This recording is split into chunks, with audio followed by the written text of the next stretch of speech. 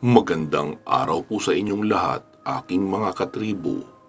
Heto na po ang pagpapatuloy ng kwento natin tungkol sa lolo ni Mark na si Kaemong.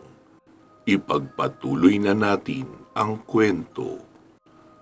Nagulat si Commander Tikyo nang salagin lang ng braso ni Andrea ang balang bubutas sana sa ulo nito.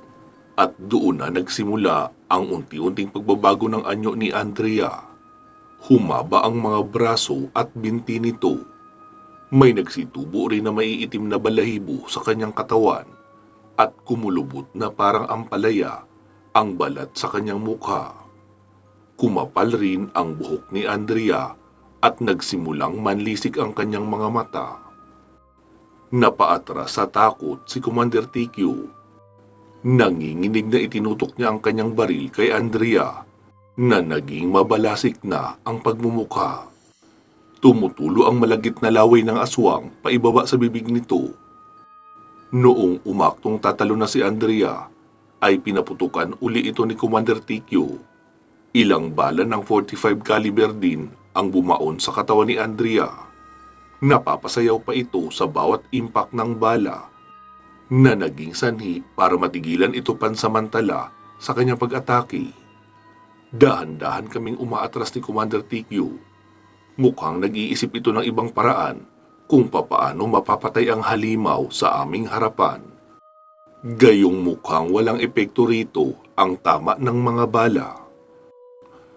Nagimbal tuloy si Commander sa nasaksihan. Makaraan lang ng ilang minuto ay naglakad uli si Andrea papalapit na parang hindi man lang ininda ang mga tama sa kanyang katawan. Nagimbal tuloy si Commander Tikyo sa nasaksihan na basta na lang naglakad si Andrea matapos niya itong tadtarin ng bala. Muling nagpaputok si Commander pero nakakadalawang putok lang siya at naubusan na ng bala ang hawak niyang baril. Kaya dali-dali niyang hinugot ang reserbang magasin at nagpalit. Nagkanda hulog-hulog pa nga ang ipapalit sana na magasin dahil sa panginginig ng kanyang kamay. Sa tingin ko ay takot na rin siya habang patuloy na lumalapit sa amin si Andrea. Noong maipasok na ang pamalit na magasin, ay kaagad niyang itinutok ang baril kay Andrea. Subalit huli na dahil mabilis na siyang nalapitan ni Andrea at kaagad sinakal sa liig. Iniangat siya sa ere at lumutang ng isang talampakan. Nabitiwan ni Commander ang hawak na baril dahil nahihirapan na siyang huminga. Kumukuyakoy pa ang paa ni Commander sa higpit ng pagkakasakal sa kanya. Wala akong maisip na paraan para tulungan si Commander Tikyo. Napansin kong nakalapag sa lupa ang baril pero nag-aalangan naman ako na damputin iyon dahil naroon lang iyon malapit sa paanan ni Andrea. Takot na takot ako sa nangyayari. Tila isa akong tuod na nakatayo sa gilid habang pinapanood ang unti-unting pagkalagot ng hininga ni Commander. Hanggang sa sumagi bigla sa isip ko si Agum. Bahala na. Bulong ko pa sa sarili sabay na papikit. Agum, tulungan mo kami. Sigaw ko pa sa isipan ko at mula sa kung saan ay bigla na lang lumitaw si Agum sa likuran ni Andrea. Mas matangkad ito kaysa kay Andrea dahil nakikita ko ang ulo at malapad na balikat ni Agum. Gamit ang dala niyang karit ay tinagpas nito ang ulo ni Andrea. Tumalsik sa buong muka ni Commander ang dugo ni Andrea matapos itong mapugutan ang ulo. Bumagsak siya kaagad sa lupa kasabay ng paggulong ng ulo ni Andrea. Matapos nito ay naglaho na lang din bigla si Agum. Kung gaano ito kabilis na lumitaw ay ganon din ito kabilis na naglaho. Nilapitan ko kaagad si Commander Tikyo habang naghahabol pa ito ng hininga. Hawak-hawak niya ang leeg na may marka pa ng kamay ni Andrea. Pinulot ko kaagad ang baril niya at inakay patayo. Ayos ka lang ba, Manong? Nag-aalalang tanong ko pa. Isang tango lang ang naging tugon ni Commander habang nakatitig sa pugot na ulo ni Andrea na nakaharap pa sa amin. Halatang wala itong ideya sa nangyari dahil nakatitig lang talaga siya na tila ba nagtataka. Mukhang sa bilis ng pangyayari ay hindi niya napansin ang pagsulpot ni Agum at ang ginawang pagpugot kay Andrea. Hindi nagtagal ay dumating din ang mga tauhan ni Commander TQ. Humahangos na lumapit sa amin si Tikboy na may dalang sulo. "Ano pong nangyari, Commander? May narinig kaming putok ng barila. Ang dami noon." "Oh, Diyos ko! Anong uri ng halimaw yan?" Nagigimbal na wika pa ni Tikboy nang mapansin sa lupa ang nakahilatang katawan ng halimaw. Nagsidatingan pa ang iba at pati sila ay nagulat rin sa kanilang naabutan. Halos hindi sila makapaniwala nang tumambad sa kanila ang mukha ng halimaw na pinapaniwalaan nilang pumapatay sa mga kasamahan nila. Wala silang kamalay-malay na si Andrea ang halimaw na nakabulagta sa harapan namin. Maya-maya pa ay pinulot ni Commander TQ ang ulo ni Andrea at idinikit niya pa ito sa katawan. Hindi ko maintindihan pero napansin kong may tumutulong luha sa mata ni Commander TQ. Nalulungkot siguro siya dahil nawala sa kanya ang babaeng minsan niyang itinuring na kapatid o kaibigan. Sa tingin ko kasi ay malapit ito sa kanya. Ilang sandali pa ang nakalipas na pagdesisyonan ni Commander TQ na pabalikin na sa kampo nila ang mga tao at kaming tatlo na lang ni Tikboy ang ipinaiwan upang maglibing kay Andrea. Nagsitalima naman ang mga ito sa kanilang pinuno at kaming tatlo na nga lang ang naiwan sa lugar. Sa senyas ni Commander TQ ay pinagtulungan na naming buhatin ang halimaw na katawan ni Andrea patungo sa isang masukal na bahagi. Ang ulo lang ni Andrea ang nadala ko dahil iyon lang naman ang kaya kong buhatin. Pagsapit namin sa masukal na kakahuyan ay nagsimula ng maghukay si Commander TQ. Kahit nagtataka ay sumunod na rin si Tikboy at nagsimulang maghukay sa kabilang bahagi. Makalipas ang halos kalahating oras ng paghuhukay ay ibinaon na namin ang katawan ni Andrea kasama ang ulo nito. Inalayan namin ito ng dasal pagkatapos ay bumalik na rin kami sa kampo. Maghahating gabi na nang makarating kami. Tumambay pa kasi ng matagal sa harapan ng puntod si Commander. Pagka-uwi nga ay naabutan namin, gising pa ang lahat, subalit hindi naman sila tinapunan ng tingin ni Commander. Nagpatuloy lang ito sa pagpasok sa kanyang kubol at maingat na isinara ang pintuan. Ako naman ay umakyat sa ikalawang palapag ng kubol upang makapagpahinga na rin. Sa sobrang pagod ko nga ay hindi ko na namalayan na nakatulog na pala ako. Kinabukasan, nagising akong pinag-uusapan ng mga tao si Andrea. Nagtataka daw sila dahil hindi malang nila ito nakita simula pa kagabi. Lumapit sa akin si Tikboy habang nakatayo ako sa labas ng kubol. "Alam ko na ang nangyari, Emong. Sinabi sa akin lahat ni Commander. Nakakalungkot talaga. Malaking kabawasan siya sa grupo namin, lalo at siya ang nagsisilbing doktor. Pero naisip kong babagsak ang samahan kapag nakasama pa namin siya ng mas matagal. Malamang iisa-isahin niya rin kami sa tuwing magugutom siya." Malungkot na wika pa ni Tikboy. Medyo natuwa ako dahil sa unang pagkakataon ay tinawag niya ako sa aking pangalan. "Tikboy, nasaan si Commander?" Tanong ko naman dito. "Ayun, nagmumukmuk sa loob ng kubul niya. Mukhang ipinagluluksa niya pa rin ang pagkamatay ni Andrea. Alam mo, Emong, napakahalagang tao ni Andrea para kay Commander. Bukod kasi sa malaki ang naiambag niya sa grupo namin, lihim niya rin itong minamahal. Kaya masakit sa kanya ang biglaang pagkawala nito. Lalo na nang matuklasan niyang si Andrea pala ang halimaw na pumapatay sa mga kasamahan namin. Naging makulay kasi ang buhay ni Commander simula nang dumating sa amin si Andrea. Pero mukhang magbabago na ang lahat ngayong wala na siya." Muli pang dugtong ni Tikboy. Naging tahimik lang ako ng ilang segundo bago magpasyang kunin ang bag ko sa itaas. Pagkaakyat ko sa ikalawang palapag ay nagulat ako nang maabutan kong nakatayo si Agum sa harapan ng lamesa kung saan nakalapag sa ibabaw nito ang aking bag. Dahan-dahan akong lumapit sa kanya para makapagpasalamat sa ginawa niyang pagliligtas sa amin ni Commander Tikyo. Agum, salamat ka pala sa pagtulong mo sa amin kagabi. Kung hindi dahil sa iyo, baka hindi na kami buhay ngayon. Salamat rin dahil iniligtas mo si Commander Tikyo. Nahihiyang sabi ko pa. Hiyang-hiya kasi ako sa sarili ko dahil nagawa ko siyang baliwalain sa kabila ng nangyari.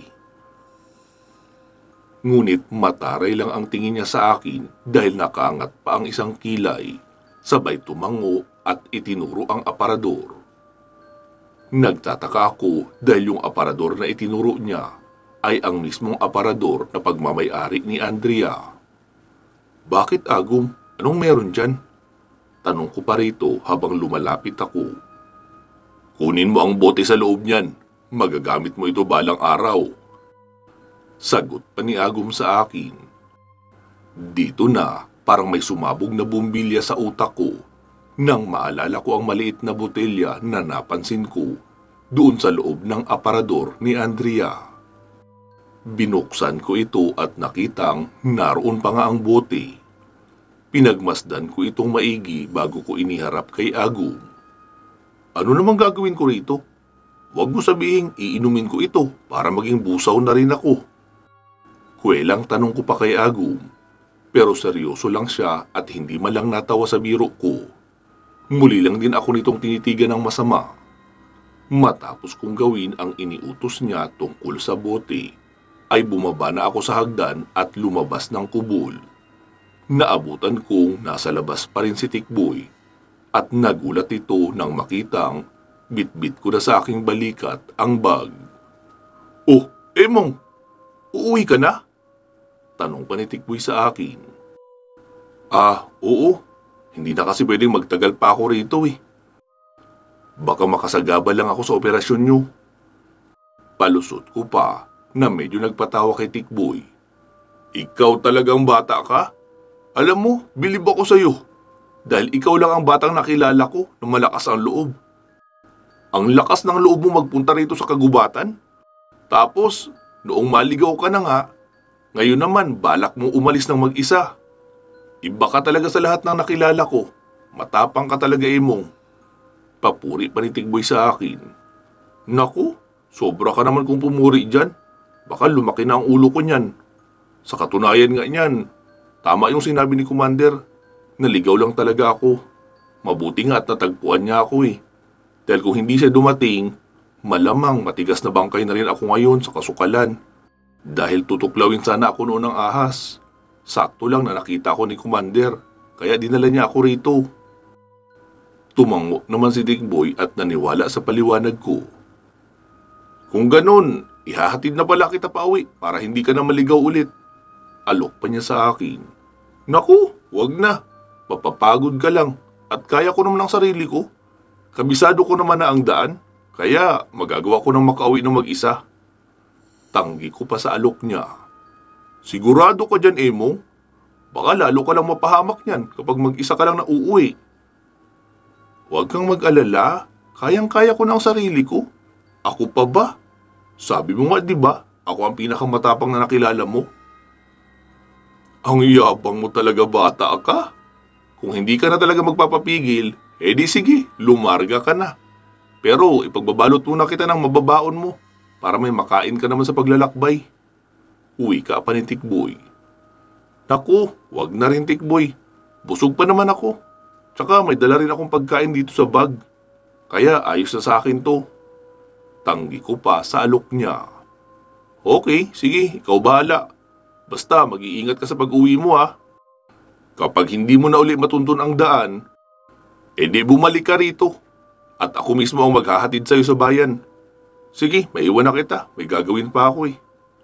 Tumango lang ako kay Tikboy at umalis na rin ito.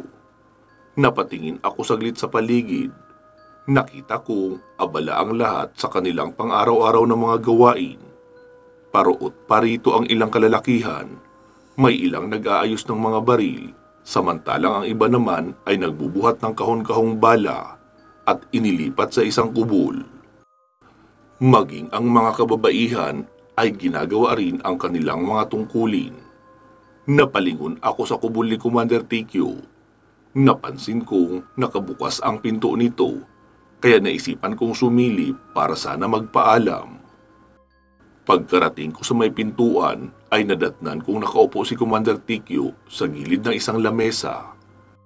Nakatalikod ito na halatang malungkot. Manong, aalis na po ako. Maraming salamat po sa naitulong niyo sa akin. Pagpapaalam ko pa sa kanya matapos kong kumatok ng 3 beses sa pintuan. Pero hindi siya tumugon. Tahimik lang ito at hindi man lang ako tinapunan ng tingin. Kaya nagpasya na akong umalis. Naisip ko kasing baka nakakaistorbo lang ako sa pagluluksa niya. Pero noong makadalawang hakbang na ako paalis ay bigla siyang nagsalita.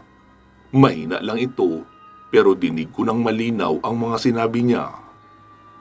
Sa kanluran ka dumaan. Pagkarating ko sa may bandang dulo ay may makikita kang sapa. Lumiko ka sa gawing kanan. Diretsuhin mo lang yun at sa unahan nito, makikita mo na ang malaking bundok. Doon mo matatagpuan ang hinahanap mo. Wika pa ni Commander TQ habang ito ay nakatalikod pa rin. Maraming salamat po, Commander. Maraming salamat po talaga. Natutuwa ko pang sagot. Mag-iingat ka palagi, Emong. Hindi biro ang tatahakin mong lugar. Naway gabayan ka ng Panginoon sa iyong paglalakbay. Mga huling sinabi ni Commander TQ at hindi ko na ito narinig pa na nagsalitang muli. Tumalikod na ako at nagpatuloy na sa paglalakad. Pumasok ako sa gubat kung saan namin hinabol kagabi si Andrea. Nilamon na ng lupa ang ebidensyang naiwan kagabi dahil naglaho na ang mga bakas ng dugo na natuyo roon. Nagpatuloy ako sa paglalakad habang patingin-tingin sa magagandang tanawin sa paligid. Ilang oras kong binagtas ang daan bago ko marating ang masukal na bahagi. Dahil sa 4 na oras na akong naglalakad, kaya nagpasya muna akong magpahinga sandali. Naalala kong hindi pala ako nakapag-almusal noong umaga, kaya naisipan kong buksan ang aking bag para kumain. Pero ganun na lang ang pagkadismaya ko nang makitang napakaraming asungot na langgam sa tinapay na nabili ko kahapon. Iyon pa naman ang inaasahan kong baon. Dahil sa inis ay itinapon ko na lang iyon sa damuhan. Nagsisituloy ako kung bakit ko pa tinanggihan ang pabaon ni Tikboy. Hay, buwisit! Paano ako kakain nito? Gutom na ako eh. Pagmamaktol ko pa habang nakatingala sa ere. At laking tuwa ko nang mahagip ng aking paningin ang isang puno ng papaya na hitik sa bunga. Para akong nanalo sa loto nang makita ko iyon. Kaya dali-dali akong tumayo upang akyatin na ang puno. Iba ka talaga, Emong. Bukod sa pogi ka na, maswerte ka pa. Nakangising bulong ko pa sa aking sarili. Para akong butiking mabilis na umakyat sa puno.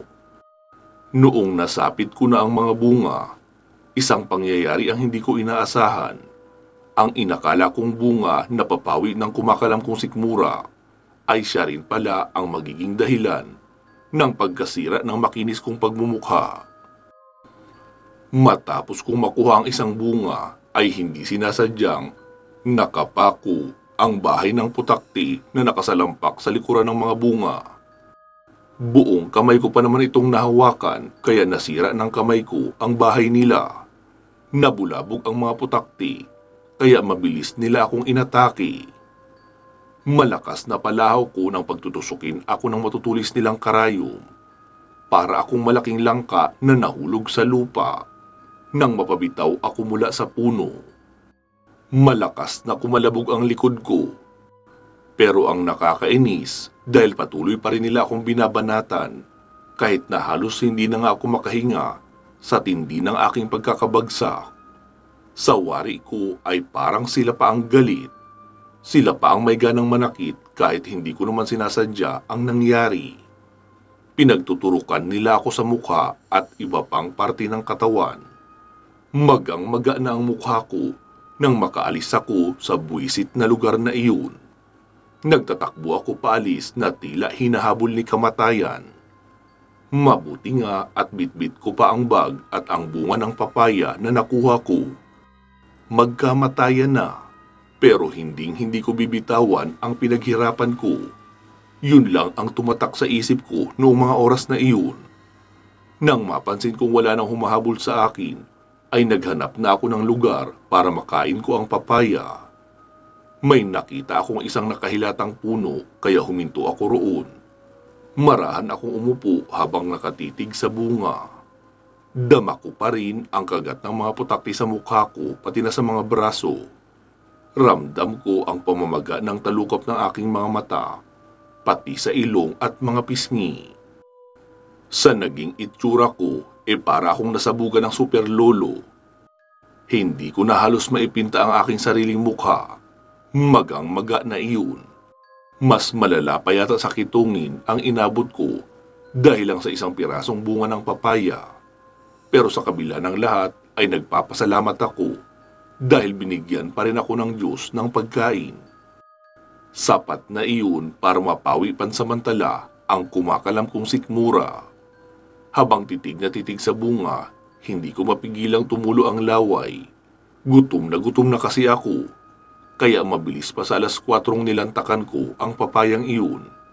Wala na akong pakialam kahit nakakain ko pa ang balat. Dahil nga gutom ako at pagod. Mga 15 minutos ko rin sigurong binanatan ang papayang iyon bago ko naubos. Busog na busog ako noon dahil nga may kalakihan rin ang nakuha kong bunga. Siguro tinatayang 1 kilo rin ang nasungkit ko. Pagkatapos kong kumain, ipinahid ko ang malalagkit kong kamay sa halamanan na malapit sa akin. Habang nagpupunas ay may napansin akong kaluskus sa bandang unahan ng halamanan. Namataan ko ang manipis na usok na unti-unting umaangat sa ere. Nakakaamoy din ako ng nasusunog na kahoy. Sinukbit ko kaagad sa balikat ang bag ko. Tapos dahan-dahan kong nilusot ang katawan sa halamanan. Nakatuwad pa ako habang gumagapang dahil mababa lang naman ang halamanan. Medyo napapaigik pa ako sa tuwing nasasagi ko ang mga tinik ng tangkay ng halaman. Pero habang papalapit ako sa dulo, ay isang nakakagulat na pangyayari ang bumulaga sa akin. Isang maitim na mukha ang sumalubong sa akin na saktong nakatuwad rin kagaya ko. Sa sobrang gulat ay napasigaw ako ng malakas, kaya sumigaw din iyon ng malakas at sabay kaming nabuwal. Dali-dali akong umatras at napatayo. Sino ka? Anong klaseng nilalang ka? Nanginginig kong tanong sa maitim na mukha na nilalang na gumulat sa akin. Aba, yan nga rin ang itatanong ko sa iyo. Sagot pa ng kaharap ko. Pinunasan niya ang mukha niya gamit ang nangingitim na basahan. Kaya dito ko nalaman na normal na tao din pala siya katulad ko. Ibig sabihin, tao ka rin? Nangangatog ko pang tanong. Sumingkit ang mga mata ng lalaking kaharap ko. Abay, lokong bata to ah. Anong akala mo sa akin? Maligno.